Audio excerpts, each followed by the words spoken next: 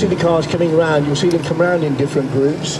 And this particular group, I think, was setting off from the far side of the circuit from where we are, so in other words, the far side from the wing building, and they're just now starting to group in quite a big mass now. Have you got some 1963 cars here? Have you got ones that go right back to the earliest? We've got the very earliest here, right on.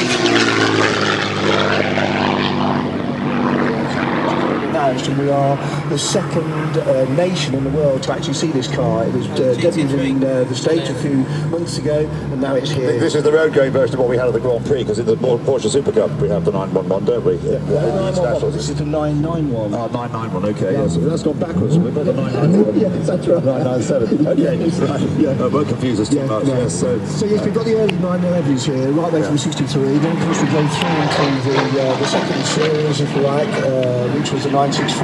Right.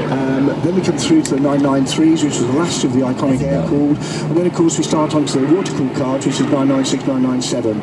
Which brings us virtually up to date. Yeah, it seemed to be a great step for Porsche to make when they went from air-cooled to water-cooled. Side of things, you know, once you get so far with air-cooled technology, you can't extract any more power from the unit. So they had to look at water-cooled, and of course they've been using water-cooled for some little while previous to that in the racing cars, and it was just a natural progression really into the road car. Now, drivers, obviously, many Porsche enthusiasts in the UK, but have drivers come from Europe to be at this event? Oh yeah, they've come from all over the globe. We've even got people here from Australia. Really? Yeah. That's just how much. I mean, these are people perhaps who have got an affiliation with the Porsche Club Great Britain, of course, right. but it's just stirred the imagination so much that, as you can tell, 911 was the target figure that we wanted for obvious reasons, and we've been swamped with 1200 plus. Right, so you've got above 997 as well, so you're well above any Porsche number that you can think of, and into the thousands, yes. But has anybody actually counted them? Is there a Guinness Book of Records counter around here? I was going to ask the same question. Do you know?